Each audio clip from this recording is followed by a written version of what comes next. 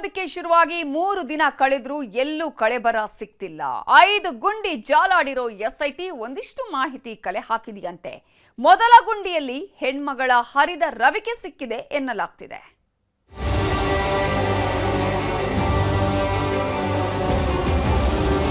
ಇವತ್ತು ಕೂಲಿ ಕಾರ್ಮಿಕರನ್ನೇ ಬಳಸಿಕೊಂಡು, ಯಾಕಂದ್ರೆ ಯಾವುದೇ ಸಣ್ಣ ವಸ್ತು ಕೂಡ ಸಮಸ್ಯೆ ಆದರೆ ಅದು ಎವಿಡೆನ್ಸ್ಗೆ ಪ್ರಾಬ್ಲಮ್ ಆಗುತ್ತೆ ಅನ್ನೋ ನಿಟ್ಟಿನಲ್ಲಿ ಇವತ್ತು ಕೂಲಿ ಕಾರ್ಮಿಕರನ್ನ ಬಳಸಿಕೊಂಡು 1ನೇ ಪಾಯಿಂಟಿಂದ 8ನೇ ಪಾಯಿಂಟ್ ತನಕ ಆ ಎಲ್ಲ ಪಾಯಿಂಟ್ಗಳಿರುವಂಥದ್ದು ನೇತ್ರಾವತಿ ನದಿಯ ಪಕ್ಕದಲ್ಲಿ, ಅಂದರೆ ಸುಮಾರು 10 ಮೀಟರ್ ಆಸುಪಾಸಿನಲ್ಲಿ.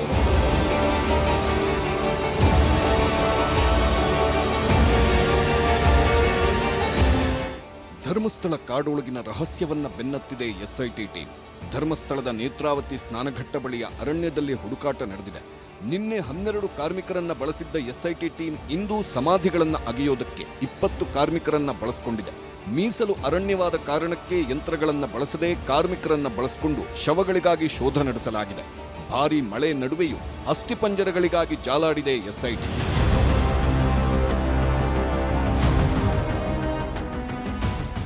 ಒಂದೆಡೆ ಎಸ್ಐಟಿ ಅವರು ಇವತ್ತು ಬೇರೆ ಪಾಯಿಂಟ್ಗಳಲ್ಲಿ ಶವಗಳಿಗಾಗಿ ಶೋಧ ನಡೆಸುತ್ತಿದ್ರೆ, ನಿನ್ನೆ ಅಗೆದಿದ್ದ ಪಾಯಿಂಟ್ನಲ್ಲೇ ಕೆಲವು ಮಹತ್ವದ ಸಾಕ್ಷಿಗಳು ಸಿಕ್ಕಿವೆ ಎಂದು ಹೇಳಲಾಗ್ತಿದೆ. ಮಾಸ್ಕ್ ಮ್ಯಾನ್ ದೂರು ನೀಡಿದ ನಂತರ ತಮ್ಮ ಮಗಳ ಸಾವಿನ ಬಗ್ಗೆಯೂ ತನಿಖೆ ನಡೆಸುವಂತೆ ದೂರು ನೀಡಿದ್ದ ಸುಜಾತಾ ಭಟ್ ಪರ ವಕೀಲ ಎನ್ ಮಂಜುನಾಥ್ ಮಾಧ್ಯಮ ಹೇಳಿಕೆ ರಿಲೀಸ್ ಮಾಡಿದ್ದಾರೆ. ಇದರಲ್ಲಿ ಮಹತ್ವದ ಕುರುಹುಗಳು ಸಿಕ್ಕಿದ್ದರ ಬಗ್ಗೆ ಉಲ್ಲೇಖ ಮಾಡಲಾಗಿದೆ. ಧರ್ಮಸ್ಥಳದ ಕಾಡೊಳಗೆ ಅಗೆದಾಗ ಪಾಯಿಂಟ್ ನಂಬರ್ 1ರಲ್ಲಿ 2 ಐಡಿ ಕಾರ್ಡ್ಗಳು ಪತ್ತೆಯಾಗಿವೆ. ಪಾಯಿಂಟ್ ನಂಬರ್ 1ರಲ್ಲಿ ಒಂದು ಪ್ಯಾನ್ ಕಾರ್ಡ್, ಒಂದು ಎಟಿಎಂ ಕಾರ್ಡ್ ಪತ್ತೆಯಾಗಿವೆ. ಪುರುಷನ ಹೆಸರಿನ ಪ್ಯಾನ್ ಕಾರ್ಡ್, ಲಕ್ಷ್ಮಿ ಹೆಸರಿನ ಡೆಬಿಟ್ ಕಾರ್ಡ್ ಪತ್ತೆಯಾಗಿವೆ. ಹರಿದ ರೀತಿಯಲ್ಲಿರುವ ಕೆಂಪು ರವಿಕೆ ಕೂಡ ಸಿಕ್ಕಿದೆ ಎಂದು ಮಂಜುನಾಥ್ ಪತ್ರಿಕಾ ಹೇಳಿಕೆಯಲ್ಲಿ ಉಲ್ಲೇಖವಾಗಿದೆ. ಪಾಯಿಂಟ್ ನಂಬರ್ 1ರಲ್ಲಿ ಅಗೆಯುವಾಗ 2.5 ಅಡಿಯಲ್ಲಿ ಸಿಕ್ಕ ಕಾರ್ಡ್ಗಳನ್ನು ಎಸ್ಐಟಿ ಅಧಿಕಾರಿಗಳು ಪರಿಶೀಲಿಸುತ್ತಿದ್ದಾರೆ ಅಂತಾನು ಸುಜಾತಾ ಭಟ್ ಪರ ವಕೀಲ ಮಂಜುನಾಥ್ ಮಾಹಿತಿ ನೀಡಿದ್ದಾರೆ. ಆದರೆ ವಕೀಲ ಮಂಜುನಾಥ್ ನೀಡಿರುವ ಮಾಧ್ಯಮ ಹೇಳಿಕೆಯ ಬಗ್ಗೆ ಪ್ರತಿಕ್ರಿಯೆ ನೀಡಲು ಎಸ್ಐಟಿ ಮುಖ್ಯಸ್ಥ ಪ್ರಣವ್ ಮೊಹಾಂತಿ ನಿರಾಕರಿಸಿದ್ದಾರೆ. ಇದರ ನಡುವೆ ಬೆಳಿಗ್ಗೆಯಿಂದಲೇ ಕಾಡಿಗೆ ಇಳಿದಿದ್ದ ಎಸ್ಐಟಿ ಟೀಮ್ ದೂರುದಾರ ಗುರುತಿಸಿದ್ದ 2ನೇ ಪಾಯಿಂಟ್ನಲ್ಲಿ ಶೋಧ ನಡೆಸಿತು. 6 ಅಡಿ ಉದ್ದ 5 ಅಡಿ ಅಗಲ ಅಗೆದರೂ ಅಲ್ಲಿ ಶವಗಳ ಕುರುಹು ಸಿಕ್ಕಿಲ್ಲ. ಬಳಿಕ 3ನೇ ಪಾಯಿಂಟ್ನಲ್ಲಿ ಶೋಧ ನಡೆಯಿತು. ಅಲ್ಲೂ ಅಸ್ಥಿಪಂಜರವಾಗಲಿ, ಶವ ಹೂತಿದ್ದರ ಬಗ್ಗೆ ಕುರುಹಾಗಲಿ ಸಿಕ್ಕಿದ್ದರ ಬಗ್ಗೆ ಎಸ್ಐಟಿ ಮಾಹಿತಿ ನೀಡಿಲ್ಲ. ದೂರುದಾರ ಅಧಿಕಾರಿಗಳ ಸಮ್ಮುಖದಲ್ಲಿ ಉತ್ಖನನ ಕಾರ್ಯ ನಡೆದಿದೆ. ಇದೇ ವೇಳೆ 5ನೇ ಪಾಯಿಂಟ್ನಲ್ಲಿ 4 ಅಡಿ ಉದ್ದ 5 ಅಡಿ ಅಗಲ ಅಗೆದರೂ ಏನೂ ಸಿಕ್ಕಿಲ್ಲ. ಮಧ್ಯಾಹ್ನದ ಊಟ ಮಾಡಿಕೊಂಡು ಮತ್ತೆ ಕಾಡಿನೊಳಗೆ ನುಗ್ಗಿತ್ತು ಎಸ್ಐಟಿ ಟೀಮ್. ಅಷ್ಟೊತ್ತಿಗಾಗಲೇ ಎಸ್ಐಟಿ ಮುಖ್ಯಸ್ಥ ಪ್ರಣವ್ ಮೊಹಾಂತಿ ಕೂಡ ಸ್ಪಾಟ್ಗೆ ಬಂದಿದ್ದರು. ಸುರಿಯೋ ಮಳೆ ಮಧ್ಯೆಯೇ ಅಗೆಯುತ್ತಿರುವ ಸ್ಥಳಕ್ಕೆ ಹೋಗಿ ಮಾಹಿತಿ ಪಡೆದರು. ಮೊಹಾಂತಿ ಸಮ್ಮುಖದಲ್ಲೇ 4ನೇ ಪಾಯಿಂಟ್ ಅಗೆಯಲಾಯಿತು. 4ನೇ ಪಾಯಿಂಟ್ನಲ್ಲೂ ಕೂಡ ಏನೂ ಸಿಕ್ಕಿಲ್ಲ. ಕಡೆಗೆ 5ನೇ ಸ್ಪಾಟ್ನಲ್ಲೂ ಅಗೆದು ತೆಗೆಯಲಾಯಿತು. 5ನೇ ಸ್ಪಾಟ್ನಲ್ಲೂ ಯಾವುದೇ ಕಳೆಬರ ಸಿಗಲಿಲ್ಲ. ಹೀಗೆ ಬೆಳಿಗ್ಗೆಯಿಂದ ಸಂಜೆಯವರೆಗೂ ಶವಗಳಿಗಾಗಿ ಶೋಧ ನಡೆಸಿದ್ದ ಎಸ್ಐಟಿ ತಂಡ 2ನೇ ದಿನದ ಕಾರ್ಯಾಚರಣೆ ಮುಗಿಸಿ ವಾಪಸ್ಸಾಗಿದೆ. ಕಾಡೊಳಗಿನ ರಹಸ್ಯ ಭೇದಿಸುತ್ತಿರುವ ಎಸ್ಐಟಿ ಟೀಮ್ಗೆ ಮುಂದಿನ ದಿನಗಳಲ್ಲಿ ಭಾರೀ ಸವಾಲುಗಳೇ ಇವೆ. ಯಾಕಂದ್ರೆ ದೂರುದಾರ ತೋರಿಸಿದ ಸ್ಪಾಟ್ಗಳಲ್ಲಿ ಯಾವುದೇ ಅಸ್ಥಿಪಂಜರ ಪತ್ತೆಯಾಗಿಲ್ಲ ಅಂತಾದ್ರೆ ಆಗ ಎಸ್ಐಟಿ ತಂಡ ಮುಂದಿನ ಕಾರ್ಯಾಚರಣೆಯ ಬಗ್ಗೆಯೂ ಪರಿಶೀಲಿಸಬೇಕಾಗುತ್ತದೆ. ದೂರುದಾರ 13 ಕಡೆ ಗುರುತಿಸಿರುವ ಕಾರಣಕ್ಕೆ ಎಲ್ಲಾ ಕಡೆ ಹುಡುಕಬೇಕಿದೆ. ಯಾವುದಾದರೂ ಒಂದು ಕಡೆ ಸಿಕ್ಕರೂ ಕೇಸ್ ಮಹತ್ವ ಪಡೆದುಕೊಳ್ಳುತ್ತೆ. ಯಾವುದರಲ್ಲೂ ಏನೂ ಸಿಕ್ಕಿಲ್ಲ ಅನ್ನೋದಾದ್ರೆ ದೂರುದಾರನ ಪರೀಕ್ಷೆ ಮಾಡಬೇಕಾಗುತ್ತದೆ. ಮಂಪರು ಪರೀಕ್ಷೆ ಮೂಲಕ ದೂರಿನ ಸತ್ಯಾಸತ್ಯತೆ ಬಗ್ಗೆಯೇ ಪರಿಶೀಲನೆ ಮಾಡಬೇಕಾಗಿದೆ.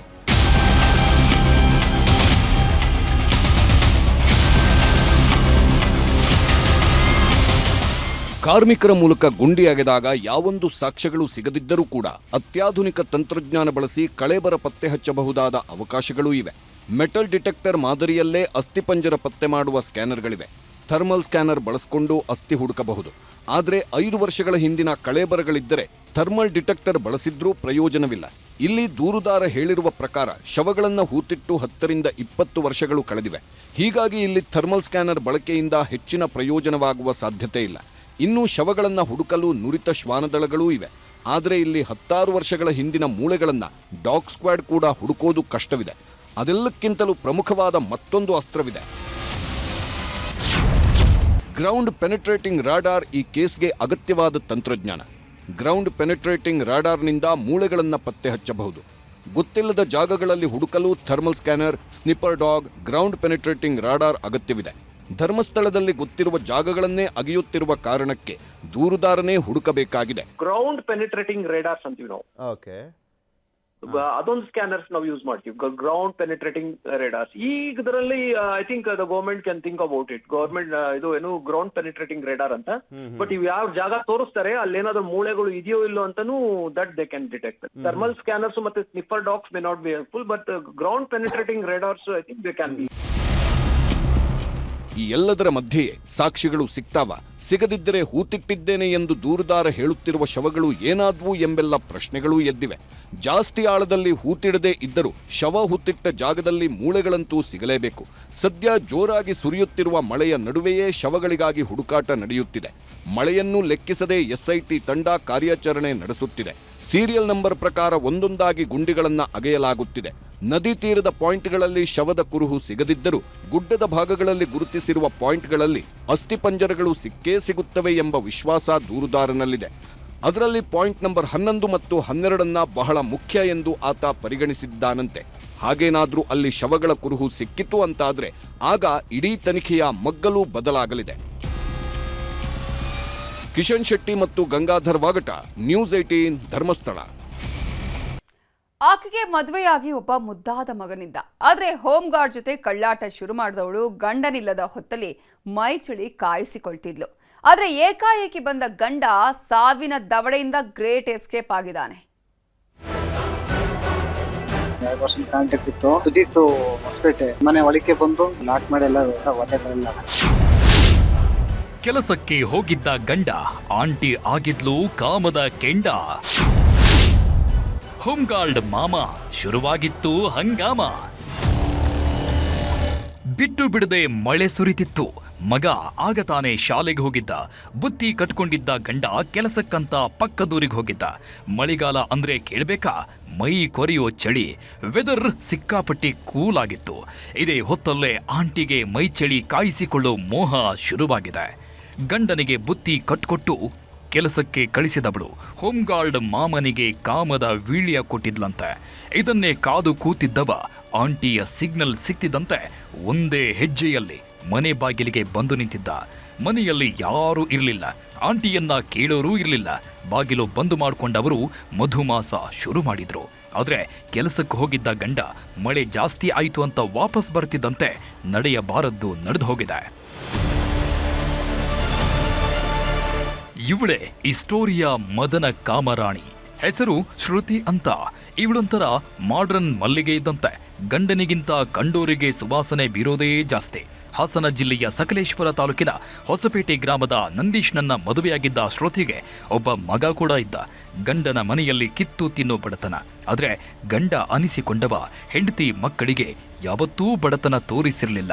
ಊರೂರು ಅಲೆದು ಕೂಲಿ ಕೆಲಸ ಮಾಡಿಕೊಂಡಿದ್ದವ ಹೆಂಡತಿ ಮಗನನ್ನ ಕಣ್ಣ ರೆಪ್ಪಿಯಲ್ಲಿಟ್ಕೊಂಡು ಸಾಕಿದ್ದ. ಆದ್ರೆ ಈ ಐನಾತಿ ಆಂಟಿಗೆ ಗಂಡನಲ್ಲಿ ಕಾಣದ್ದು ಗೆಳೆಯ ಸುಜಿತ್ನಲ್ಲಿ ಅಂಥದ್ದೇನು ಕಂಡಿತ್ತೋ ಗೊತ್ತಿಲ್ಲ. ಲಕ್ಷ್ಮೀಪುರದ ಹೋಮ್ ಗಾರ್ಡ್ ಸುಜಿತ್ ಜೊತೆ ಸ್ನೇಹ ಬೆಳೆಸಿದವಳು ಕಳೆದೆರಡು ವರ್ಷದಿಂದ ಗಂಡನಿಗೆ ಗೊತ್ತಾಗದಂತೆ ಕಳ್ಳಾಟವಾಡ್ತಿದ್ದಳು ಅಂತ ಗಂಡನೇ ಆರೋಪ ಮಾಡ್ತಿದ್ದಾನೆ. 2 ವರ್ಷ ಕಾಂಟ್ಯಾಕ್ಟ್ ಇತ್ತು. ನನಗೆ ಇದ್ರ ಬಗ್ಗೆ ಗೊತ್ತಿಲ್ಲ. ಕೆಲಸ ಆಯ್ತು, ಮನೆ ಅಂತ ಹೋಗ್ತಾ ಇದ್ವಿ. ಕೆಲಸ ಇರಲಿಲ್ಲ. ಮನೆಗೆ ವಾಪಸ್ ಅಂತ ಹೋದೆ. 10 ಗಂಟೆ 11 ಗಂಟೆಗೆ ಹೋದೆ ಸರ್. ಒಳಗಡೆ ಇದ್ರು. ಒಳಗಡೆ ಇದ್ದಾಗ ನಾ ಕೇಳಲ್ಲ ಅಂತ ಹೊತ್ತಿಗೆ ಮೆಟ್ರೆಲ್ಲ ಇಟ್ಕೊಂಡು ಎಲ್ಲ ಲಾಕ್ ಮಾಡ್ಕೊಂಡು ಸರ್ ಹೊಡೆಯಕ್ಕೆಲ್ಲ ಬಂದ್ರು. ಸುಜಿತ್ತು ಹೊಸಪೇಟೆ. ಹ್ಞೂ ಸರ್. ನಮ್ಮನೆ ಒಳಕ್ಕೆ ಬಂದು ನಮಗೆ ಫುಲ್ ಎಲ್ಲ ಮೆಟ್ರೆಲ್ಲ ಲಾಕ್ ಮಾಡಿ ಎಲ್ಲ ಒದೆಗಳೆಲ್ಲ ಆಫ್ ಮಾಡಕ್ ಬಂದ್ರು ಸರ್. ಶ್ರುತಿಯ ಕಣ್ಣಾಮುಚ್ಚಾಲೆ ಆಟ ಗೊತ್ತಾಗ್ತಾ ಇದ್ದಂತೆ ಗಂಡ ನಂದೀಶ್ ಕೆರಳಿ ಕೆಂಡವಾಗಿದ್ದ. ಇನ್ಮೇಲೆ ಇದೆಲ್ಲ ಮುಂದುವರೆಸಿದ್ರೆ ಸರಿ ಇರಲ್ಲ ಅಂತ ವಾರ್ನಿಂಗ್ ಸಹ ಕೊಟ್ಟಿದ್ದ. ಆದ್ರೆ ಕಾಮದ ಮೋಹಕ್ಕೆ ಬಿದ್ದವಳು ಎಲ್ಲಿ ಮಾತು ಕೇಳ್ತಾಳೆ ಹೇಳಿ. ಗಂಡ ಕೆಲಸಕ್ಕೆ ಹೋಗ್ತಾ ಇದ್ದಂತೆ ಪ್ರಿಯಕರನನ್ನ ಮನೆಗೆ ಕರೆಸಿಕೊಂಡಿದ್ದಾಳೆ. ಆಂಟಿಯ ತೋಳ ತೆಕ್ಕೆಗೆ ಬಿದ್ದವ ಪ್ರಪಂಚವನ್ನೇ ಮರೆತಿದ್ದ. ಆದ್ರೆ ಇದೇ ಹೊತ್ತಿಗೆ ಮನೆಗೆ ಬಂದಿದ್ದ ನಂದೀಶ್ 2-3 ಬಾರಿ ಬಾಗಿಲು ತಟ್ಟಿದ್ದಾನೆ. ಆದ್ರೆ ಯಾರೊಬ್ಬರ ಸುಳಿವು ಇರಲಿಲ್ಲ. ಜೋರಾಗಿ ಬಾಗಿಲು ಬಡಿತಿದ್ದಂತೆ ಗಾಬರಿಯಲ್ಲಿ ಓಡಿ ಬಂದವಳು ಬಾಗಿಲು ಲಾಕ್ ತೆಗೆದಿದ್ದಾಳೆ. ಯಾವಾಗ ಮನೆಯಲ್ಲಿ ಇವರಿಬ್ಬರನ್ನ ನಂದೀಶ್ ನೋಡಿದ್ನೋ ಜಗಳಕ್ಕೆ ನಿಂತಿದ್ದಾನೆ. ನಮ್ಮ ಗುಟ್ಟು ರಟ್ಟಾಯಿತು, ಇನ್ಮೇಲೆ ನಮಗೆ ಉಳಿಗಾಲ ಇಲ್ಲ ಅಂದ್ಕೊಂಡವರು ನಂದೀಶ್ ಮೇಲೆ ಮನಸ್ಸೋ ಇಚ್ಛೆ ಹಲ್ಲೆ ಮಾಡಿದ್ರಂತೆ. ಆದ್ರೆ ಅದೃಷ್ಟ ಚೆನ್ನಾಗಿತ್ತು. ಇವರ ಕೈಯಿಂದ ತಪ್ಪಿಸಿಕೊಂಡು ಬಂದವ ಪೊಲೀಸ್ ಠಾಣೆ ಮೆಟ್ಟಿಲೇರಿದ್ದಾನೆ. ಅಲ್ಲಿ ಇಲ್ಲೆಲ್ಲ ಜಸ್ಗಟ್ಟಿಗೆಲ್ಲ ನೋವಾಯ್ತು ಸರ್, ಜಸ್ಗಟ್ಟಿಗೆಲ್ಲ ಹೊಡೆಯೋಕೆಲ್ಲ ಬಂದು ಸರ್. ಅದಕ್ಕೆ ನಂಗೆ ನಾವು ತಡೆಯೋಕ್ಕಾಗಿಲ್ಲ ಬಂತು. ಸ್ಟೇಷನ್ ಕಂಪ್ಲೇಂಟ್ ಕೊಡೋಕೆ ಅಂತ ಹಾಸ್ಪಿಟಲ್ಗೆ ಅಡ್ಮಿಟ್ ಆದಂತ ಸರ್ ಬಂದಿದ್ದು ಸರ್. ಪತ್ನಿ ವಿರುದ್ಧವೇ ಗಂಡ ನಂದೀಶ್ ದೂರು ಕೊಟ್ಟಿದ್ದಾನೆ. ಇದರಲ್ಲಿ ಎಷ್ಟು ಸತ್ಯವಿದೆ, ಎಷ್ಟು ಸುಳ್ಳಿದೆ ಅನ್ನೋದು ತನಿಖೆ ನಂತರವೇ ಗೊತ್ತಾಗಬೇಕಿದೆ. ಕೃಷ್ಣ ಇಬ್ಬೀಡು, ನ್ಯೂಸ್ 18 ಹಾಸನ. ರಮ್ಯಾ ಬೆಂಬಲಕ್ಕೆ ನಿಂತಿದ್ದ ಶಿವಣ್ಣ ವಿರುದ್ಧ ಯುವರಾಜ್ ಕುಮಾರ್ ಪತ್ನಿ ಶ್ರೀದೇವಿ ಸಿಡಿದೆದ್ದಿದ್ದಾರೆ. ಶಿವಣ್ಣ ಹಾಗೂ ವಿನಯ್ ಮಾಡಿದ್ದ ಪೋಸ್ಟ್ ಬೆನ್ನಲ್ಲೇ ಸೋಷಿಯಲ್ ಮೀಡಿಯಾದಲ್ಲಿ ಹೊಸ ವಾರ್ ಶುರುವಾಗಿದೆ.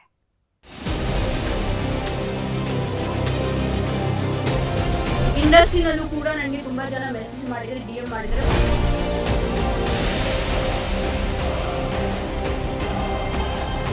ದೊಡ್ಡಮನೆ ಅನ್ನೋ ಹೆಸರಲ್ಲೇ ಒಂದು ಗತ್ತಿದೆ. ದೊಡ್ಡಮನೆಯ ನೆರಳಲ್ಲೇ ಅದೆಷ್ಟೋ ಮಂದಿ ಬದುಕು ಕಟ್ಟಿಕೊಂಡವರಿದ್ದಾರೆ.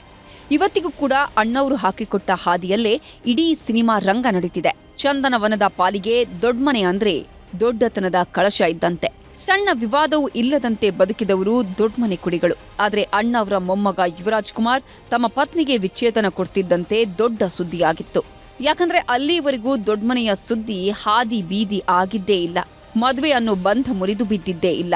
ಆದ್ರೆ ಯುವ ಕೋರ್ಟ್ ಮೆಟ್ಟಿಲೇರ್ತಿದ್ದಂತೆ ದೊಡ್ಡಮನೆಯ ದೊಡ್ಡತನಕ್ಕೆ ಮೊದಲ ಪೆಟ್ಟು ಬಿದ್ದಿತ್ತು.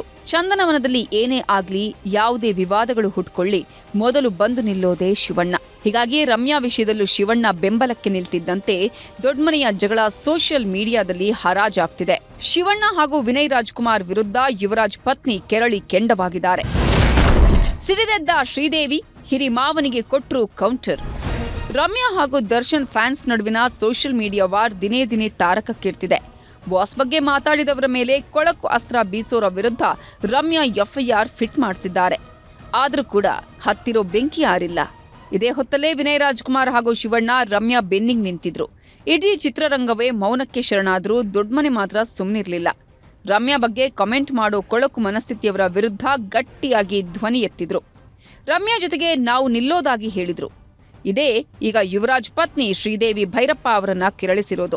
ಶಿವಣ್ಣ ಹಾಗೂ ವಿನಯ್ ರಾಜ್ಕುಮಾರ್ ಮಾಡಿದ ಪೋಸ್ಟ್ಗೆ ಸೋಷಿಯಲ್ ಮೀಡಿಯಾದಲ್ಲೇ ತಿರುಗೇಟು ಕೊಟ್ಟಿದ್ದಾರೆ. ಶಿವಣ್ಣಗೆ ಶ್ರೀದೇವಿ ಟಾಂಗ್.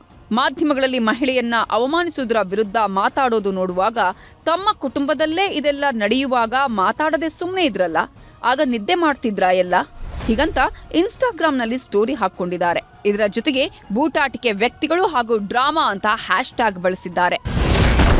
ಶ್ರೀದೇವಿ ಪೋಸ್ಟ್ ದರ್ಶನ್ ಅಭಿಮಾನಿಗಳಿಗೆ ಬಿಗ್ ಗಿಫ್ಟ್.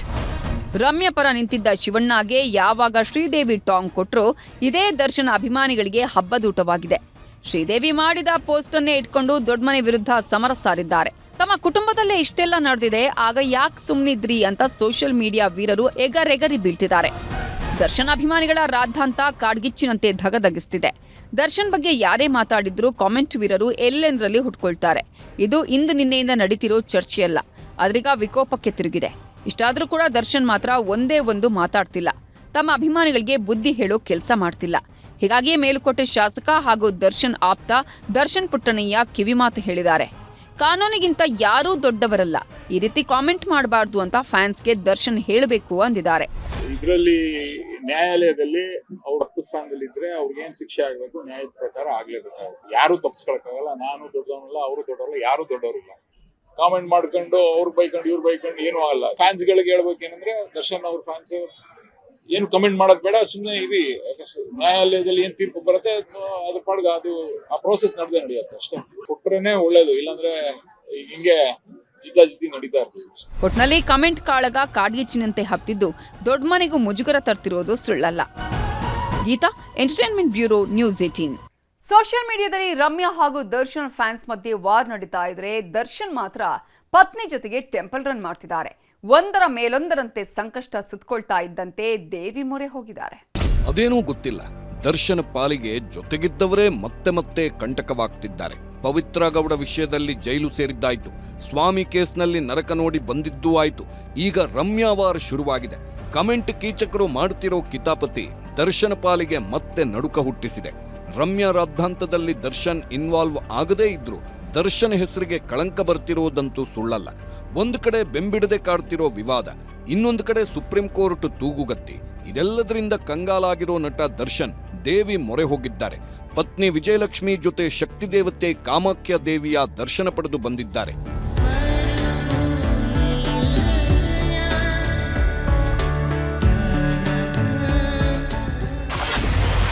ಮೇಲಿಂದ ಮೇಲೆ ಸಂಕಷ್ಟ, ಕಾಮಾಖ್ಯ ದೇವಿ ದರ್ಶನ.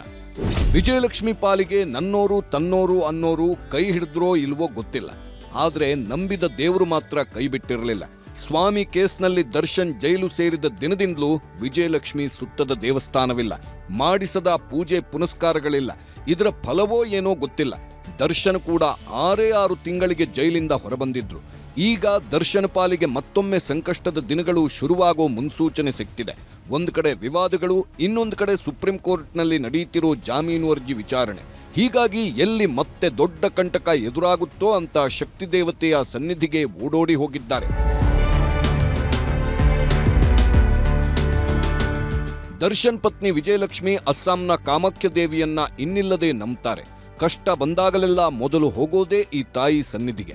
ಈಗಾಗಲೇ 2 ಬಾರಿ ಕಾಮಾಖ್ಯಗೆ ಹೋಗಿ ಬಂದಿದ್ದ ವಿಜಯಲಕ್ಷ್ಮಿ 3ನೇ ಬಾರಿಗೆ ದರ್ಶನ್ರನ್ನು ಕರ್ಕೊಂಡು ಹೋಗಿ ವಿಶೇಷ ಪೂಜೆ ಸಲ್ಲಿಸಿದ್ದಾರೆ.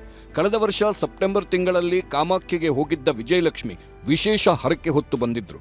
ಗಂಡನನ್ನ ಜೈಲಿಂದ ಬಿಡುಗಡೆ ಮಾಡು ತಾಯಿ ಅಂತ ಸೆರೆಗೊಟ್ಟಿ ಬಂದಿದ್ರು.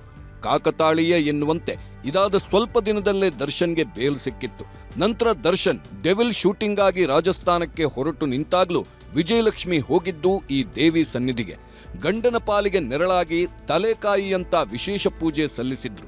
ಈಗ ಮತ್ತೊಮ್ಮೆ ಇದೇ ಕ್ಷೇತ್ರಕ್ಕೆ ಹೋಗಿದ್ದಾರೆ.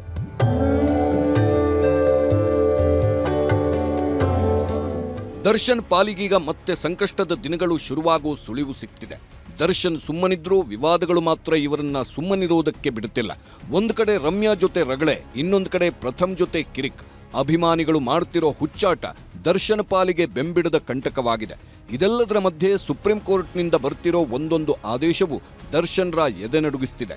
ದರ್ಶನ್ಗೆ ಜಾಮೀನು ನೀಡಿದ ಹೈಕೋರ್ಟ್ ನಡೆಯನ್ನೇ ಸುಪ್ರೀಂ ಕೋರ್ಟ್ ಪ್ರಶ್ನೆ ಮಾಡಿದೆ. ಹೀಗಾಗಿ ಎಲ್ಲಿ ಬೇಲ್ ಕ್ಯಾನ್ಸಲ್ ಆಗುತ್ತೋ ಅನ್ನೋ ಭಯ ದರ್ಶನ್ಗೆ ಕುಂತ್ರೂ ನಿಂತ್ರೂ ಕಾಡ್ತಿದೆ. ಈ ಸಂಕಷ್ಟದಿಂದ ಮುಕ್ತಿ ಪಡೆಯುವುದಕ್ಕಂತಾನೆ ಇಷ್ಟದ ದೇವಿ ಸನ್ನಿಧಿಗೆ ಹೋಗಿ ಬಂದಿರೋದು ಅನ್ನೋ ಮಾತುಗಳೂ ಕೇಳಿ ಬರ್ತಿವೆ. ಸೆರೆವಾಸ ಮುಗಿಸಿ ಬಂದ ಮೇಲೆ ದರ್ಶನ್ ಕಂಪ್ಲೀಟ್ ಬದಲಾಗಿದ್ದಾರೆ. ದೇವರು ದಿಂಡ್ರು ಅಂತ ಮೇಲಿಂದ ಮೇಲೆ ಟೆಂಪಲ್ ರನ್ ಮಾಡ್ತಿದ್ದಾರೆ. ಕೆಲ ತಿಂಗಳ ಹಿಂದೆ ಕೇರಳದ ಮಡಾಯಿಕಾವು ಭಗವತಿ ಸನ್ನಿಧಿಗೆ ಹೋಗಿದ್ರು. ನಂತರ ಕೊಟ್ಟಿಯೂರು ಶಿವನ ಸನ್ನಿಧಿಗೂ ಹೋಗಿ ಬೆಳ್ಳಿ ಕೊಡ ನೀಡಿ ಬಂದಿದ್ರು. ಈಗ ಕಾಮಾಖ್ಯಗೆ ಹೋಗಿ ಕೈ ಮುಗಿದು ಬಂದಿದ್ದಾರೆ. ಒಟ್ನಲ್ಲಿ ದರ್ಶನ್ ಟೈಮ್ ಮತ್ತೆ ಕೆಟ್ಟಿರುವಂತೆ ಕಾಣುತ್ತಿದ್ದು ಎಲ್ಲಿಗೆ ಬಂದು ನಿಲ್ಲುತ್ತೋ ಕಾದು ನೋಡಬೇಕು. Geeta, entertainment bureau, news 18. ರೈತರು ಎಷ್ಟೇ ಪ್ರತಿಭಟನೆ ಮಾಡಿದ್ರೂ ಯೂರಿಯಾ ಗೊಬ್ಬರ ಮಾತ್ರ ಸಿಗ್ತಿಲ್ಲ. ಬಿಜೆಪಿ ನಾಯಕರು ಕೂಡ ಬೀದಿಗಿಳಿದ್ರೂ ಗೊಬ್ಬರದ ಗೋಳು ತಪ್ತಿಲ್ಲ. ರಾಜಕೀಯ ನಾಯಕರು ಅನ್ಸ್ಕೊಂಡವರು ಆರೋಪ ಪ್ರತ್ಯಾರೋಪಕ್ಕಷ್ಟೇ ಸೀಮಿತವಾಗಿದ್ದಾರೆ.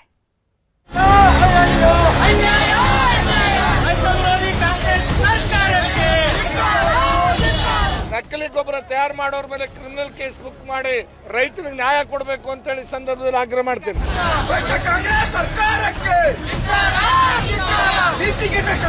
ವಿರೋಧ ಪಕ್ಷಗಳಿಗೆ ಉತ್ತರ ಕೊಡೋದಕ್ಕಿಂತ ಮುಂಚಿತವಾಗಿ ರೈತರಿಗೆ ಸಮಸ್ಯೆ ಬಗೆಹರಿಬೇಕು ಅನ್ನೋದು ನನ್ನ ಮೂಲ ಉದ್ದೇಶ.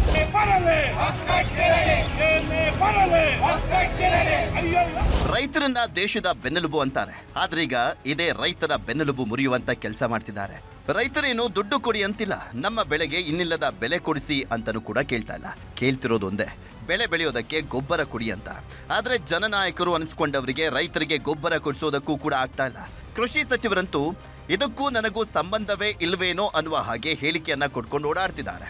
ಕಾಂಗ್ರೆಸ್ ಮೇಲೆ ಬಿಜೆಪಿಯವರು, ಬಿಜೆಪಿ ಮೇಲೆ ಕಾಂಗ್ರೆಸ್ನವರು ಆರೋಪ ಪ್ರತ್ಯಾರೋಪವನ್ನ ಮಾಡೋದ್ರಲ್ಲೇ ದಿನ ಕಳೀತಾ ಇದ್ದಾರೆ. ಆದ್ರೆ ದಿಕ್ಕು ಕಾಣದಂತಾದಂತಹ ರೈತರು ಮಾತ್ರ ಬೀದಿ ಬೀದಿಯಲ್ಲಿ ಅಲೆದಾಟವನ್ನು ಮಾಡ್ತಿದ್ದಾರೆ.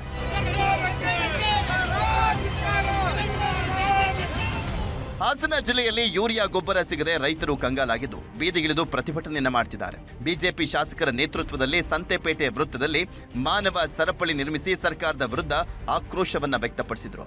ನಂತರ ಕೃಷಿ ಇಲಾಖೆ ಎದುರು ಸಹ ಬೃಹತ್ ಧರಣಿಯನ್ನ ಮಾಡಿದ್ರು.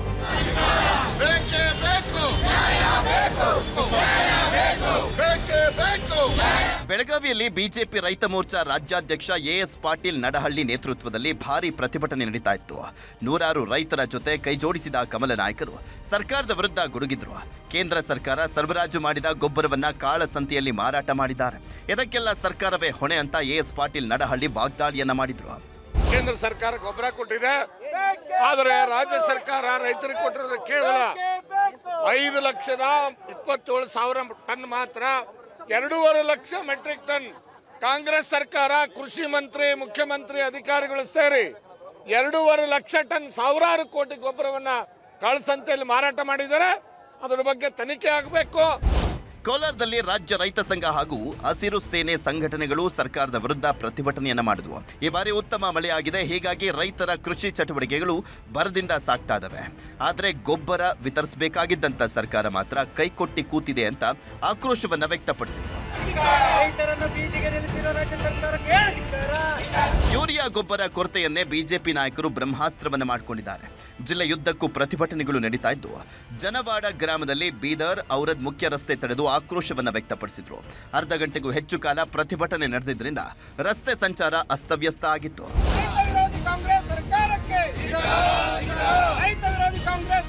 ಗದಗ ಜಿಲ್ಲೆಯಲ್ಲೂ ಯೂರಿಯಾ ಗೊಬ್ಬರದ ಅಭಾವ ಜೋರಾಗಿದೆ. ಹೀಗಾಗಿ ಪೊಲೀಸ್ ಕಾವಲಿನಲ್ಲಿ ಶಾಸಕ ಚಂದ್ರು ಲಮಾಣಿ ರಣತೂರ ಗ್ರಾಮಸ್ಥರಿಗೆ ಗೊಬ್ಬರ ವಿತರಣೆ ಮಾಡಿದ್ರು. ಒಮ್ಮೆಲೆ ನೂರಾರು ಜನ ಜಮಾಯಿಸಿದ್ರಿಂದ ಪೊಲೀಸ್ ಭದ್ರತೆ ನೀಡಲಾಗಿತ್ತು. ಶಾಸಕರೇ ರೈತರ ಆಧಾರ್ ಕಾರ್ಡ್ ಅನ್ನು ಪಡೆದು ಗೊಬ್ಬರವನ್ನ ವಿತರಿಸಿದ್ರು. ಇನ್ನು ಯೂರಿಯಾ ಗೊಬ್ಬರದ ವಿಷಯವಾಗಿ ರಾಮನಗರದಲ್ಲಿ ಮಾತನಾಡಿರುವಂತ ಮಾಜಿ ಸಂಸದ ಡಿಕೆ ಸುರೇಶ್, ಯೂರಿಯಾ ಉತ್ಪಾದನೆಯನ್ನ ರಾಜ್ಯ ಸರ್ಕಾರ ಮಾಡಿಲ್ಲ, ಗೊಬ್ಬರ ಕೊಡಬೇಕಾಗಿರುವಂತದ್ದು ಕೇಂದ್ರ ಸರ್ಕಾರ. ಹೀಗಾಗಿ ಈ ಜವಾಬ್ದಾರಿಯನ್ನ ಕೇಂದ್ರ ಸರ್ಕಾರವೇ ಹೊತ್ಕೊಳ್ಬೇಕು ಅಂತ ಹೇಳಿದ್ರು. ಯೂರಿಯಾ ಮ್ಯಾನುಫ್ಯಾಕ್ಚರಿಂಗ್ ಮಾಡೋದು ರಾಜ್ಯ ಸರ್ಕಾರ ಅಲ್ಲ ಅಂತ ನಿಮಗೂ ಚೆನ್ನಾಗಿ ಗೊತ್ತು. ಬಿಡುಗಡೆ ಮಾಡಬೇಕಾಗಿರತಕ್ಕಂಥದ್ದು ಕೇಂದ್ರ ಸರ್ಕಾರ. ಕೇಂದ್ರ ಸರ್ಕಾರ ಅದರ ಜವಾಬ್ದಾರಿಯನ್ನು ಹೊತ್ಕೊಂಡು ಅವ್ರ ಮೇಲೆ ಇವ್ರು ಹಾಕೋದು ಬದಲು ಇರೋವಂಥ ಜವಾಬ್ದಾರಿಯನ್ನು ತಗೊಂಡು ಆದಷ್ಟು ಬೇಗ ರೈತರ ಸಮಸ್ಯೆಯನ್ನು ಬಗೆಹರಿಸತಕ್ಕಂಥದ್ದು ಕೇಂದ್ರದ ಮಂತ್ರಿಗಳ ಮತ್ತು ಆ ಭಾಗದ ಜನನಾಯಕರ ಕರ್ತವ್ಯ. ಒಟ್ಟಿನಲ್ಲಿ ಹೋರಾಟದ ಮೇಲೆ ಹೋರಾಟ ನಡೀತಾ ಇದ್ರೂ ಕೂಡ ಗೊಬ್ಬರದ ಗೋಳು ಮಾತ್ರ ನಿಂತಿಲ್ಲ. Bureau report, news 18. ಇನ್ನುಳಿದ ಜಿಲ್ಲೆಗಳ ಪ್ರಮುಖ ಸುದ್ದಿಯನ್ನು ಕ್ವಿಕ್ ಆಗಿ ನೋಡೋಣ ಕನ್ನಡ ನಾಡಿ ಎಕ್ಸ್‌ಪ್ರೆಸ್ ಅಲ್ಲಿ. ಇಂಧನ ಸಚಿವ ಕೆಜೆ ಜಾರ್ಜ್ಗೆ ಐಟಿ ಶಾಕ್. ಜಾರ್ಜ್ಗೆ ಸೇರಿದ ಕಚೇರಿಗಳ ಮೇಲೆ ರೇಡ್. ಸಚಿವರ ಬಿಸಿನೆಸ್ ಪಾರ್ಟ್ನರ್ಗೂ ಐಟಿ ಕಂಟಕ. 4 ವರ್ಷದಿಂದ ನೆನೆಗುದಿಗೆ ಬಿದ್ದಿದ್ದ ಕಟ್ಟಡ ಕಾಮಗಾರಿ ಆರಂಭ. ನ್ಯೂಸ್ 18 ವರದಿ ಬೆನ್ನಲ್ಲೇ ಎಚ್ಚೆತ್ತ ಸರ್ಕಾರ. ಅರ್ಧಂಬರ್ಧಕ್ಕೆ ನಿಂತಿದ್ದ ಶಾಲಾ ಕಾಮಗಾರಿ ಶುರು. ಬೀದರ್ ಜಿಲ್ಲೆಯಲ್ಲಿ ಮೊಟ್ಟೆ ಪೂರೈಕೆದಾರರ ಕಳ್ಳಾಟಕ್ಕೆ ಸಚಿವರ ಬ್ರೇಕ್. ನ್ಯೂಸ್ 18 ವರದಿ ಬೆನ್ನಲ್ಲೇ ಸಚಿವೆ ಲಕ್ಷ್ಮೀ ಹೆಬ್ಬಾಳ್ಕರ್ ಅಲರ್ಟ್. ಆಗಸ್ಟ್ 1ರಿಂದ ಬಾಲ ವಿಕಾಸ ಸಮಿತಿಯಿಂದಲೇ ಮೊಟ್ಟೆ ಪೂರೈಕೆ. ಮೂಡಿಗೆರೆಯಲ್ಲಿ ಕೈಶಾಸಕಿ ನಯನ ಮೋಟಮ್ಮ ಶಾಕ್. ಕೇಸರಿ ಶಾಲು ಹಾಕಿ ಮುತಾಲಿಕ್ ಜೊತೆ ಪ್ರತ್ಯಕ್ಷ. ಬಿಜೆಪಿ ಸೇರ್ತೇನೋ ಕಾಂಗ್ರೆಸ್ನಲ್ಲಿರ್ತೇನೋ ಅಂತ ಅಚ್ಚರಿ ಹೇಳಿಕೆ.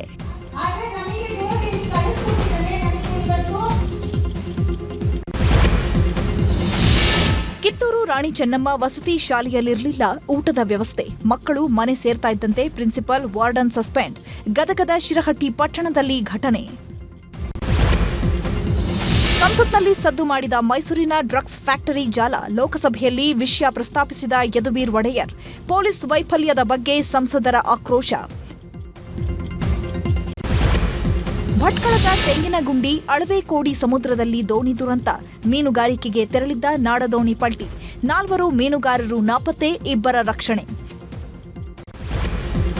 ಕೊಡಗು ಜಿಲ್ಲೆಯಲ್ಲಿ ಬಿರುಗಾಳಿ ಸಹಿತ ಭಾರೀ ಮಳೆ. ಹುಚ್ಚೆದ್ದು ಹರಿಯುತ್ತಿದೆ ಕಾವೇರಿ ಮತ್ತು ಲಕ್ಷ್ಮಣ ತೀರ್ಥ ನದಿ. ಸುರಕ್ಷಿತ ಸ್ಥಳಕ್ಕೆ ತೆರಳುವಂತೆ ಜಿಲ್ಲಾಡಳಿತ ಸೂಚನೆ. ಬಟ್ಟೆ ಅಂಗಡಿ ಉದ್ಘಾಟನೆಗೆ ಮಾಲೀಕನ ಗಿಮಿಕ್. 999 ರೂಪಾಯಿಗೆ 3 ಸೀರೆಯ ಆಫರ್. ಒಮ್ಮೆಲೆ 100 ಮಹಿಳೆಯರು ಬರ್ತಿದ್ದಂತೆ ಅಂಗಡಿ ಓನರ್ ಕಂಗಾಲು.